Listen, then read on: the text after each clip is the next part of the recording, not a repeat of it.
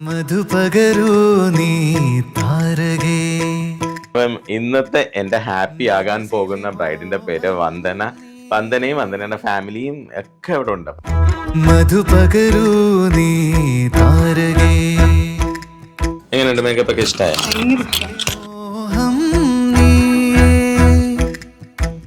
നീ അധരങ്ങൾ ചേരും നേരം മായികലോകം പുൽകുന്നേ പുന്നാരേ. കൊതിച്ചിട്ടും വരാനെന്തേ വൈകി, കൊതിച്ചിട്ടും വരാനെന്തേ വൈകി നീ, കൊതിച്ചിട്ടും